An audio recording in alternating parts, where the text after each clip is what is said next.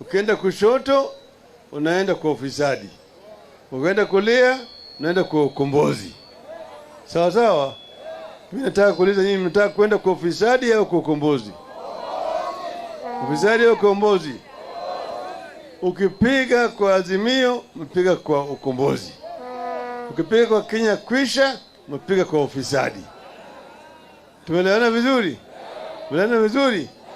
Kwa sababu nataka kuambia nyinyi, tunataka tarehe 9 hii alfajiri unarauka mapema, alafu mnaanza mnakwenda kupiga kura pamoja.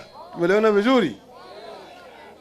Tumeanzisha sasa kitu inaitwa ati Rauka Firimbi Movement.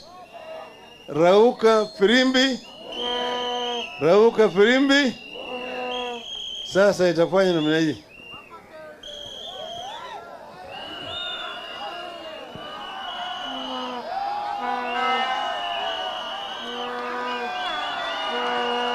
Hello?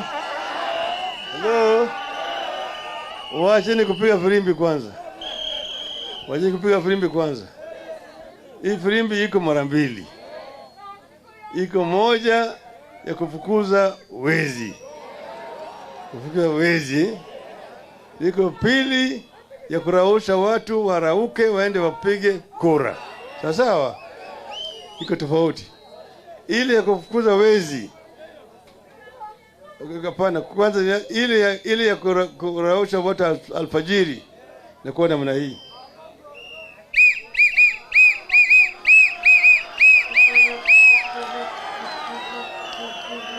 Jeshi ya baba, baba, sini wa baba.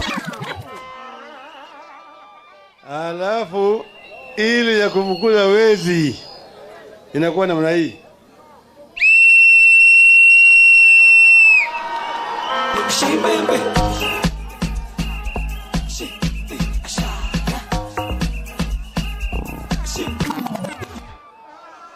Hello?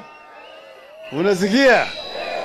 Kwa hivyo mimi nasambia nyinyi, siku ile alfajiri, siku hiyo sitaki vijana, siku hiyo sitaki vijana walale nyumbani. Sasa vijana, hakuna kulala, sawa? Mnarauka alfajiri, mnapiga firimbi, mnaenda kwenye kituo.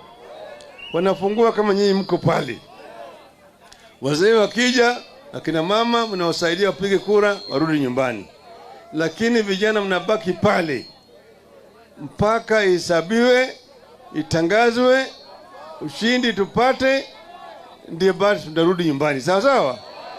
Alafu keshowe mimi nitakuja ili tuende kufanya sherehe. Sawa sawa?